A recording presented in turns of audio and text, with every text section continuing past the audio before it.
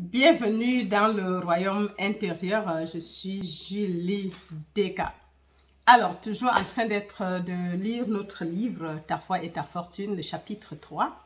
Et dans l'épisode passé, nous avons juste de voir, nous avons vu que, en fait, ce que tu vois et ce que tu manifestes dépend de l'état de conscience dans lequel tu te retrouves à l'instant T. Et en fait, on a continué en disant que cela veut, dans un langage terre à terre, comme Jésus l'avait dit dans la Bible, que si tu ne peux pas dire que tu es manguier et à la fin on te retrouve avec les papayes qui montent, qui descendent comme fruits. Donc, tu devrais porter les fruits par rapport à l'état de conscience dans lequel tu es tombé. Et nous avons vu que nous vivons dans différents états de conscience, en fait. Donc, ceci étant dit, nous devons toujours regarder le rendu pour pouvoir, par rapport au rendu, nous pouvons déjà discerner dans quel état nous sommes, en fait. Et dans les épisodes encore passés, on a vu qu'il fallait vraiment contrôler le langage, la communication intérieure, parce que l'extérieur est exactement égal à l'intérieur. Ça veut donc dire que tu ne peux pas, et c'est la même chose en fait, hein, c'est en train de toujours dire la même chose. Tu ne peux pas en train d'entretenir des choses négatives et voir le contraire dehors. Parce que ce dont tu es conscient d'être, c'est ce qui se manifeste à l'extérieur. Donc si tu dis je suis papayer, ça c'est l'extérieur et c'est ce que tu penses, tu crois. Mais à la fin, si le fruit qui descend, ce sont les goyaves, ça veut dire que en fait, à l'intérieur de toi, tu étais conscient des goyaves et non des papayes. Ou bien tu étais goyavier, c'est ce que tu avais et c'est le fruit qui se répercute à l'extérieur. Ça veut donc dire que malgré ce qu'on passe, c'est vrai que ce n'est pas quelque chose de facile parce que depuis un bon bout de temps, je l'avais déjà dit la dernière fois, j'essaye de contrôler mes pensées. En fait, à tout moment, ce n'est pas toujours facile. Comme le Jacques a dit, qu'il suffisait qu'on mette un mort dans la... pour mobiliser tout un cheval. Et il agit selon notre volonté. De la même manière, il faut juste pour un gros bateau, le petit gouvernail, comment ils appellent ça encore, pour mobiliser le bateau, malgré tout ce qui se passe. Ces petits trucs dans l'eau, le petit plomb, ça gouverne le bateau. Mais la langue qui est au milieu de nous, elle est la plus petite des organes, mais elle peut brûler des nations. Et la langue, ce qu'on parle vient de ce qu'on a entretenu à l'intérieur de nous. Mais pourtant, la Bible dit, la foi vient de ce qu'on entend vient de la parole de Dieu. Mais ça, c'est une chose. Mais la communication que nous entretenons en nous, quand on est calme, c'est ça qui détermine le plus souvent notre monde dehors. Parce que exactement, c'est une copie conforme qui est manifestée. Et parfois, c'est horrible. Ce que tu dis dehors est carrément opposé de ce que tu penses à l'intérieur de toi. Je donne ça comme peut-être comment on dit, essayons d'écouter nos pensées en interagissant avec le message. Dites-moi en commentaire, après une journée de suivi, parce que le fond, c'est qu'on ne suit même, on n'y prête pas attention. C'est peut-être en parlant comme ça, en prêchant, en y parlant et en discutant qu'on peut déjà commencer à dire, ah mais tiens, c'est vrai. L'homme est tel qu'il pense chaque jour. C'est depuis dans la Bible, depuis la nuit des temps, Proverbe 23, 7. C'est depuis la nuit des temps dans la Bible. Et ça, Proverbe, c'est l'Ancien Testament, c'est pas le Nouveau. Le livre de Secret de Rombach, ou c'est Rombach, l'italienne, l'australienne, a fait le tour du monde avec des milliers de copies de vente. Et le grand secret dedans, c'était juste que l'homme est tel qu'il pense tous les jours. Et c'est vrai. Mais si on ne nous dit pas ça, il va falloir qu'on chante ça tous les jours. Moi-même, je ne suis pas épargnée Parce que si j'étais épargnée, je ne serais pas seulement, bon, là où parce qu'il y a plein de choses que je souhaiterais que je ne les ai pas encore. Mais seulement, en fait, c'est quand tu commences à comprendre, interagir avec le message, que tu commences à comprendre que oui, en fait, c'est vrai. Et tu essayes de t'écouter parler. La communication intérieure. Comment tu discutes avec tes voisins, avec tes frères, tes soeurs, tes collègues au bureau, le chef et tout. Mais c'est horrible. Et c'est bien sûr que tu n'es nulle part. Et c'est pour ça que si tu ne redéfinis pas tes communications internes, tu restes stagné. Et on parle de la stagnation, on va maintenant commencer à accuser A et B et C et D. Oui, peut-être c'était avant, mais petit à petit, nous devons comprendre que nous sommes responsables de notre propre extérieur, de ce que nous produisons. Il peut y avoir d'influence, mais bien sûr que si tu passes une commande, la sagesse, l'intelligence infinie s'arrange à te livrer ce que tu as commandé. D'une manière ou d'une autre, peu importe qui elle utilise. Les moyens sont insondables, a dit le Seigneur. Donc, c'était juste une petite introduction.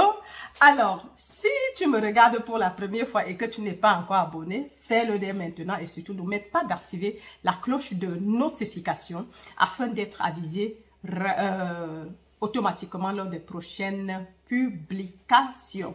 Nous sommes en train de lire Neville Goddard tous les jours et c'est le chapitre 3, comme j'ai dit. Et nous allons le lire tous ensemble, en live, et expliquer. Si tu n'es pas satisfait de l'expression actuelle de ta vie, alors tu dois naître de nouveau. Jean 3, 7. La renaissance est l'abaissement du niveau, est l'abaissement du niveau dont tu es insatisfait et l'élévation au niveau de conscience que tu désires exprimer et posséder. Waouh! Encore. Ça, c'est encore très bien. On vient de parler de ça. J'ai fait mention de ça dans l'épisode passé. Et maintenant, on est en train d'expliquer la renaissance.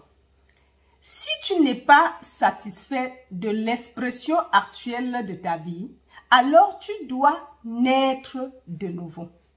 Jean 3, 7. La renaissance est l'abaissement du niveau dont tu es insatisfait et l'élévation au niveau de conscience que tu désires exprimer et posséder. Waouh! Je venais de parler avec Nicodème dans l'épisode passé, parce qu'on parlait de la nouvelle naissance. Mais bien sûr, c'est tellement en parabole que tu ne comprends pas ce que ça veut dire. Et parfois, on lit, on passe dessus, et surtout quand il y a beaucoup de renseignements, on se perd dans les renseignements en fait. Mais l'essentiel est caché entre les lignes. Nicodème demande à Jésus comment faire pour hériter du royaume des cieux. Et Jésus lui répond, il faut absolument naître de nouveau. Il dit, ah, comment donc un gaillard comme moi va encore retourner dans le sein maternel et naître? Et il ne lui a pas donné l'explication, il lui a seulement dit que, mais toi qui es le docteur en Israël et qui enseigne la Torah, tu ne connais pas ces choses élémentaires? Donc pour lui, bon, peut-être après, il lui a donné la réponse, mais normalement, selon la Bible, ça c'est la réponse qu'il lui a dit. Mais je suppose que s'il est venu de lui dire, après lui avoir répondu comme ça, il a pris le temps de lui expliquer ce que ça voulait dire. Maintenant, nous voyons ici ce que ça veut dire. En fait, supposons que tu es dans un état de conscience A. Et ça ne te plaît pas, tu es insatisfaite avec. Et tu veux changer. Ça veut donc dire que pour changer, il faut déjà savoir où est-ce que tu veux aller. Moi, par exemple, au départ, j'étais en Allemagne. Là, j'ai fait mes études et tout. Et à un moment donné, je dis, bah, ça ne me plaît plus ici, il faut qu'il y ait un changement. Et du coup, je suis sortie et j'ai un peu compté comme... Après, j'ai dit, ok, je vais au Luxembourg. Donc, j'ai réfléchi où est-ce que je vais et tout. Et après, j'ai dit, bon, je vais au Luxembourg. Quand j'ai décidé que je partais au Luxembourg, je ne connaissais personne au Luxembourg, mais les choses se sont mises en place pour que le voyage soit possible. Mais déjà, il faut savoir où tu veux aller. Tu veux quitter d'un point A, un état de conscience bien défini. Dans mon cas, c'était un pays. Et je veux aller dans un pays B. Je veux le changement. Et le pays B maintenant, il faut le déterminer. Est-ce que je veux là-bas? Où est-ce que je vais aller? Et comment je vais y aller?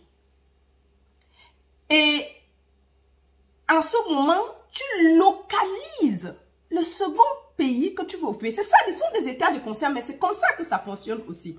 Tu localises, comment faire pour y aller? Qu'est-ce qu'il y a de particularité? Pourquoi et tout? Et avant d'entreprendre le voyage, et les choses vont se mettre en place parce que tu vas prendre des renseignements adéquats et tout. Je peux pas prendre les renseignements de l'Allemagne ou bien du Luxembourg alors que je veux aller en Angleterre. Ça veut dire que les renseignements que tu prends, le contact que tu prends et tout, que ce soit à l'ambassade et tout, c'est en fonction de cela, de ce renseignement que tu prends en fonction de la décision, de la détermination que tu prends des renseignements. Et c'est exactement la même chose. Je prends vraiment un exemple terre à terre pour pouvoir expliquer ce que le passage veut dire. Parce que sinon, on reste sur place. Si on ne localise pas, on ne saura même pas ce qu'on veut. Donc, maintenant, la renaissance vient donc. En fait, ça veut dire que j'ai la renaissance de l'Allemagne au Luxembourg. Oui, c'est la renaissance. C'est le changement. Donc, j'ai fait une renaissance en sortant de l'Allemagne et en entrant au Luxembourg. Donc ça, c'est l'état occupé, c'est la renaissance, c'est un changement. Donc tu localises, la renaissance vient du fait que tu localises l'état que tu veux occuper. Si c'est un problème de finance, voilà, ok, qu'est-ce que tu veux vraiment? Parce que parfois on dit on ne doit pas désirer. Bien sûr que nous désirons même toujours, qu'on le veuille ou pas. Même dans la conscience christique développée, bien sûr quand je l'ai fait, les choses se sont mises sur place pour que le voyage soit possible, pour que le déménagement, la relocalisation soit possible. Et c'est pareil dans tout ce qu'on veut. Dieu nous donne le désir du cœur, mais le désir du cœur, c'est quoi? C'est pas parce que je veux peut-être penser, c'est pas toujours nécessairement le niveau de pensée. Dieu veut me donner le royaume. Le royaume, donc, il faut que je le désire pour le posséder. Oui. Si je ne le désire pas, je ne l'aurai jamais. Et quand je le désire, le désirer ne suffit pas. Il faut maintenant avoir, si j'avais cette chose, comment, en fait, la vie sur terre devait être un paradis. Vraiment, c'est-à-dire que les désirs, les ordres. Parce qu'en fait, nous passons tout le temps à travailler dur pour des petites choses que si on avait vraiment compris notre mission ici, les choses se passeraient vraiment différemment. Ça se passerait différemment. Le séjour devait être vraiment...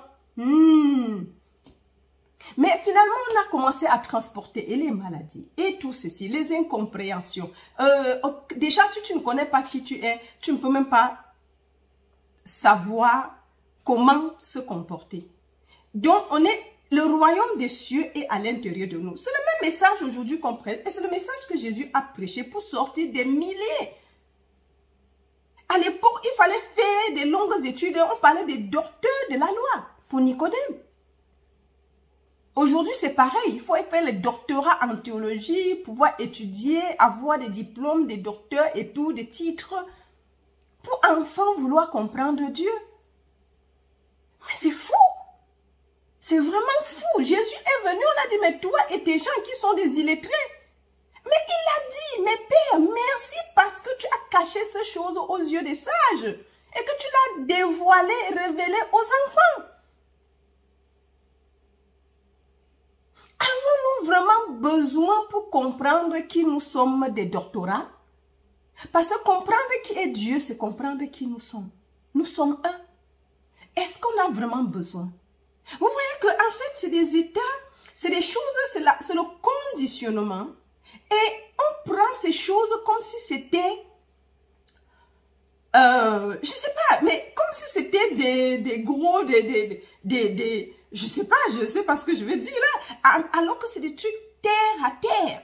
Même le bébé devrait comprendre. Et ça devrait même faire partie des leçons quand l'enfant de l'éducation. Si ce n'est à l'école, mais à la maison. On commence à éduquer les enfants ce que c'est. Vous voyez que la génération d'aujourd'hui, ils ont d'autres chances que moi, par exemple, que ma génération. Surtout de là, partant du continent où j'ai été, par lequel je suis entrée dans le monde. Quand je regarde, il y a plus de 100 ans, quand je regarde le film de plus de 100 ans, de 200, bon, je ne veux pas aller à 2000 ans, même 100 ans, même 200 ans en arrière, c'est des choses qui existaient depuis la nuit des temps. C'était seulement caché par certaines personnes et c'était dans des sociétés qui gardaient secret pour eux et se multipliaient et ils avaient la vie facile. Et parfois tu regardes, tu dis que mais ça, les autres sont nés comment? Pourquoi ça doit être dur? Non, on vous apprend à ne dépendre que de l'extérieur. Mais la Bible, même la Bible que nous avons, nous dit que le royaume de Dieu est à l'intérieur. Il n'a jamais été à l'extérieur. Et l'extérieur n'est qu'une extériorisation et manifestation de l'intérieur. C'est pour ça que tel à l'intérieur, tel à l'extérieur. Et déjà, même depuis Moïse, ça avait été révélé. Il dit que la tente, tu dois faire selon le modèle que je t'ai montré en haut, à la montagne. La montagne n'était pas en altitude, c'était à l'intérieur.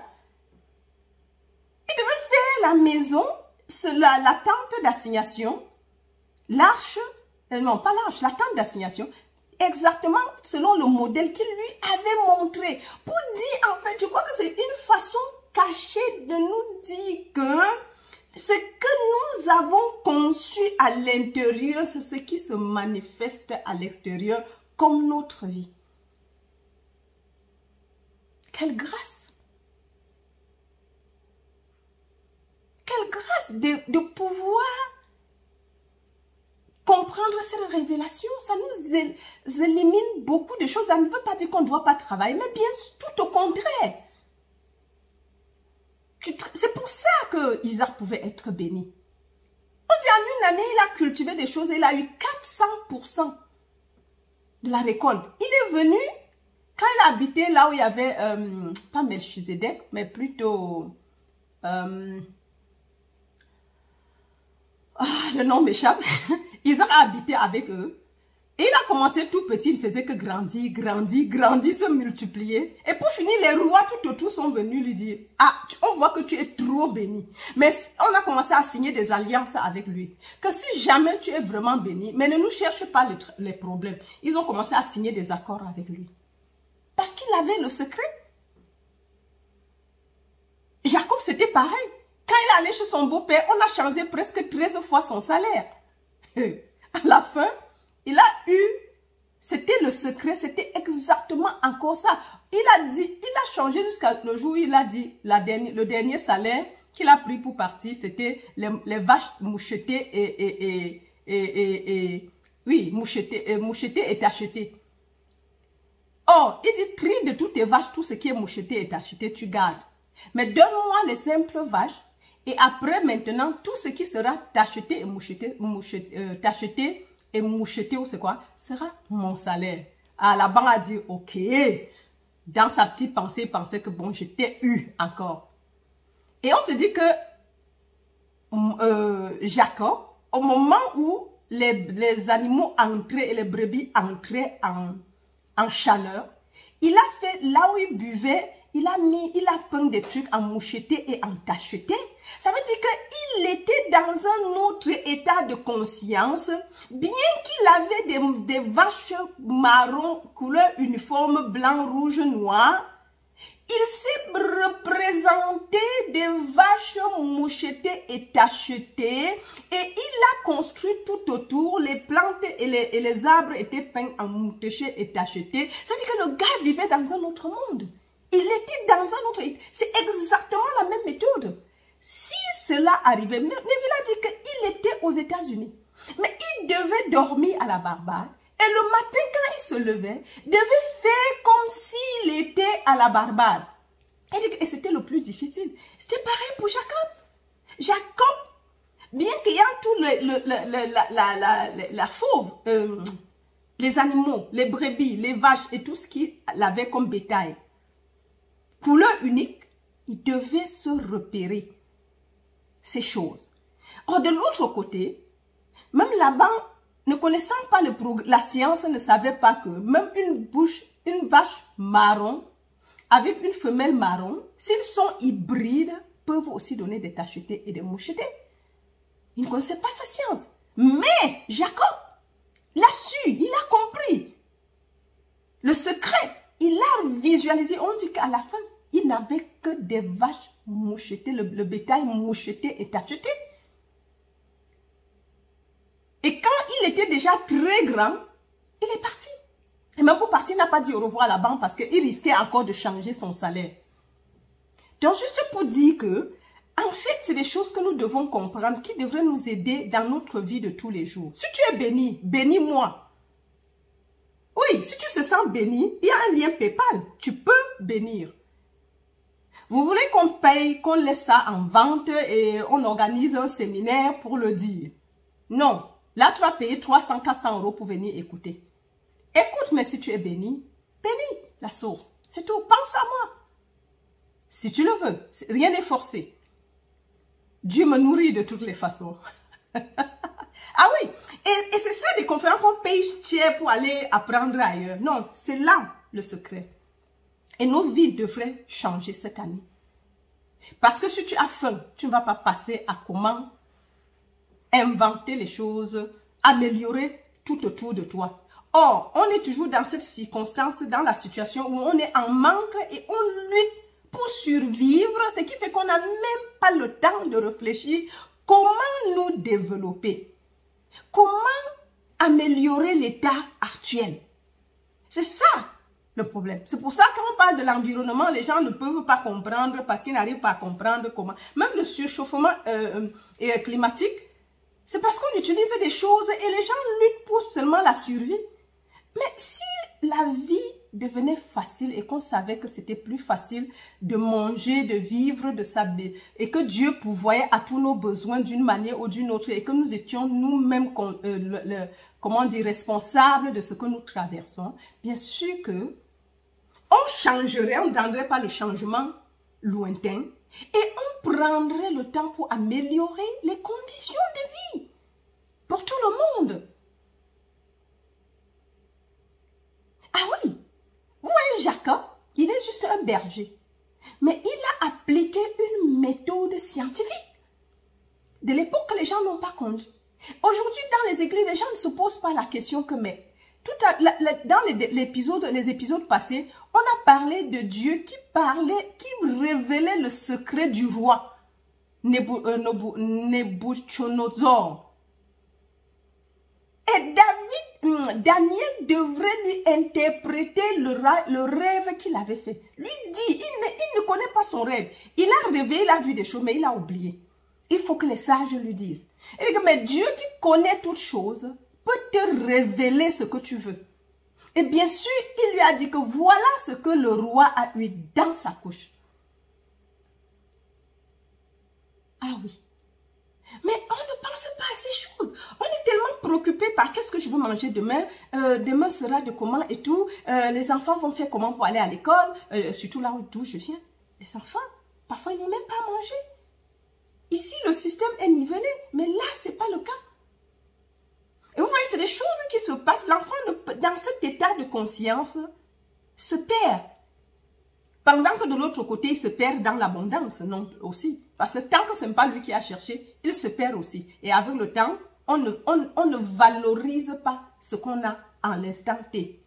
Mais si on voit ce que l'autre fait, même pour seulement mériter le peu, même pas le peu, le 1/10 de ce que tu as ici gratuitement, tu vas commencer à te faire poser des questions. Mais après, ici, si je n'ai pas fait la réalisation et la réalisation et des Écritures, je dois repartir. Je pars quelque part. Où est-ce que je tombe? Ça peut être n'importe où, hein, et sous n'importe quelle condition qui te permettrait d'apprendre la leçon. Ou tu apprends maintenant, ou tu quittes, tu vas toujours apprendre parce que le but c'est apprendre. Le Christ doit naître. La chenille doit devenir papillon. Allez. Et ça c'est assez important. Quand on commence à comprendre, les choses sont plus faciles. Alors, donc, je fais quelques versets quand même. Tu ne peux pas servir 2 maîtres. Matthieu 6, 24, Luc 16, 13, ou des états de conscience opposés en même temps. Waouh! En fait, dans l'église, quand on dit tu ne peux pas servir 2 maîtres, on voit toujours le diable et maman, l'argent et ceci. Mais ça n'a rien à voir avec toutes ces choses. En fait, c'est des états pour te développer, mais puisqu'on ne sait pas que ça se réfère à nous, on va voir seulement, si tu sais, on voit Dieu et le diable. Mais on n'a jamais su que les 2 maîtres, c'est maintenant que moi-même je comprends que, en fait, les 2 maîtres là signifiaient 2 états de conscience opposés. Tu n'es nulle part. Parce que si intérieurement tu cultives le manque, même si dehors tu réalises, tu désires l'abondance, nous pensons que qu'est-ce qui va venir, puisque tu entretiens les 2 à la fois. Bien sûr que c'est le manque qui va rester. Parce que si tu veux le manque, et si tu veux l'abondance, et que ça veut dire que tu ne peux pas désirer l'abondance quand tu es dans l'abondance. Tu ne désires plus ce que tu es déjà. Ça veut dire que tu dois d'abord devenir l'abondance et cultiver ça à l'intérieur de toi, jusqu'à vivre jour et nuit dans cette abondance. Et bien sûr, quand l'extérieur et l'intérieur sont d'accord, bam, l'abondance surgit. Waouh, Neville, merci pour cette révélation parce que j'ai lu ça depuis des années, mais dans l'église, on nous parlait plutôt du diable et de Dieu. Tu ne peux pas servir Dieu et maman au même moment, donc il faut abandonner Dieu pour servir, maman pour servir seulement Dieu. Mais nous voyons que ça demande, c'est juste... Et on oublie que la Bible est d'abord spirituelle et que Jésus même nous a lui-même dit dans les Écritures, par les Écritures, que lui parle en parabole à la masse. Et quand il était avec ses disciples, il pouvait leur expliquer les choses, ce qu'il voulait par là dire, pour qu'ils ne comprennent pas vraiment, parce que le plus souvent, il venait juste pour le tenter. Il n'était pas là pour le changement. Et nous voyons que ça n'a jamais été le diable et Dieu. C'est 2 états. Même si on dit diable, c'est un état de conscience et Dieu, c'est un état de conscience. Choisis lequel tu veux. Mais tu ne peux pas être à califourchon entre les 2 et avancer. Alors, on lit encore un autre paragraphe. C'est des paragraphes d'une phrase, en fait. Alors, en retirant ton attention d'un état et en la plaçant sur l'autre, tu meurs à celui dont tu l'as retiré et tu vis et exprimes celui avec lequel tu es uni. Waouh! Waouh! Ça, c'est génial. Je reprends. En retirant ton attention, suivons bien, en retirant ton attention d'un état et en la plaçant sur l'autre, tu meurs à celui dont tu l'as retiré et tu vis ou revis, renais et exprimes celui avec lequel tu es uni. C'est aussi clair que l'eau de l'eau, puisqu'on a même déjà tout expliqué. La renaissance. On est toujours dans la renaissance. Donc, on essaie d'expliquer à plusieurs. Donc, tu retires ton attention sur ce que tu ne veux pas, en fait. Et tu retournes toute ton attention sur ce que tu veux. Et tu te vois posséder ce que tu veux posséder. Tu vis la vie que tu veux être. Or, le fond, c'est que de nos jours, l'imagination a disparu complètement. Alice au pays de merveilles, ça amenait les enfants à rêver. Je ne sais pas si ça passe encore. Oh, on ne développe pas l'imagination de l'enfant. Et après, on tombe dans le monde avec tout ce qu'il y a et tout. On se perd. Mais nous devons nous refocaliser dans ces choses. S'il y a quelque chose que j'aime faire, c'est de découvrir les révélations et de les partager avec les autres. C'est tout. Ça me fait un bonheur dans le cœur. Vous voyez que c'est des choses que moi-même je le découvre. Pourtant, le livre a été narré, mais ça fait quand même un an déjà. Oui, et peut-être 2. Parce que La foi et la fortune a été commencée, je crois, en 2020. Oui, 2020.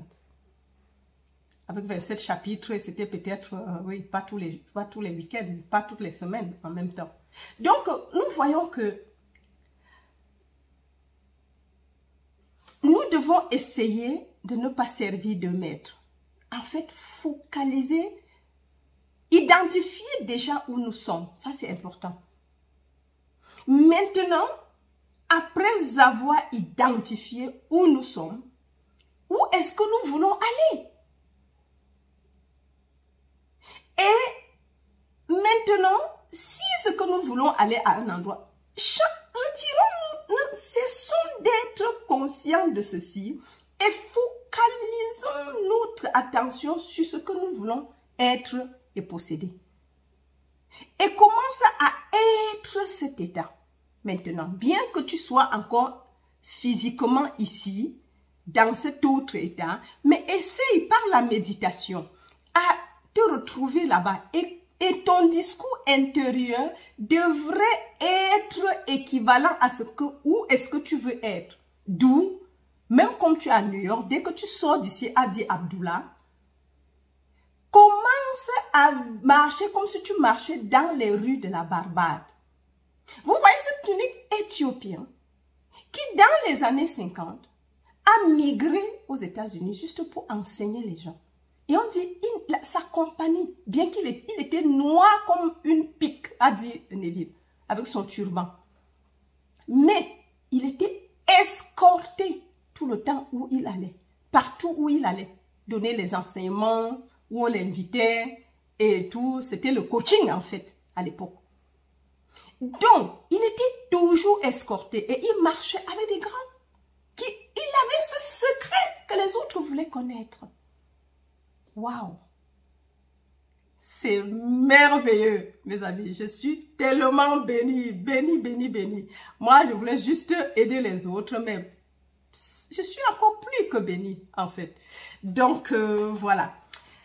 Alors, parlant toujours de la Renaissance, donc on continue, je vois le troisième, l'épisode suivant, non, le paragraphe suivant. L'humain ne voit pas comment il serait possible